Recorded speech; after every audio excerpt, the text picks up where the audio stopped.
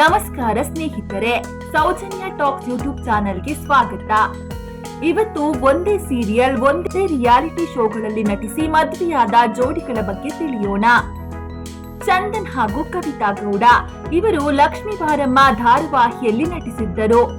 Big boss ಖ್ಯಾತಿಯ ಚಂದನ್ ಹಾಗೂ Nivedita Gowda big boss ನಲ್ಲಿ ಪರಿಚಯ ಆಗಿದ್ದು ಈಗ ಡಿವೋರ್ಸ್ ಆಗಿದೆ.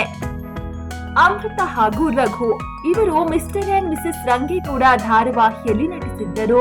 ಜಗ್ಗಪ್ಪ ಹಾಗೂ ಸುಷ್ಮಿತಾ ಇವರು ಮಜಾ ಭಾರತ ರಿಯಾಲಿಟಿ ಶೋನಲ್ಲಿ ಒಟ್ಟಿಗೆ ಕಾಣಿಸಿಕೊಂಡಿದ್ದರು. ದೀಪಿಕಾ ಹಾಗೂ ಆಕರ್ಷ್ ಜೋಡಿ ಕುಲವಧು ಧಾರಾವಾಹಿಯಲ್ಲಿ ಒಟ್ಟಿಗೆ ಕಾಣಿಸಿಕೊಂಡಿದ್ದರು. ವಿನಯ್ ಹಾಗೂ ಐಶ್ವರ್ಯ ಮಹಾಸತಿ ಧಾರಾವಾಹಿಯಲ್ಲಿ ನಟಿಸಿದ್ದರು. ಮಧುಸೂದನ್ ಹಾಗೂ ಸಿರಿ ಪ್ರಹ್ಲಾದ್ ಯುಗಳಗೀತೆ ಧಾರಾವಾಹಿಯಲ್ಲಿ ಒಟ್ಟಿಗೆ ಕಾಣಿಸಿಕೊಂಡಿದ್ದರು.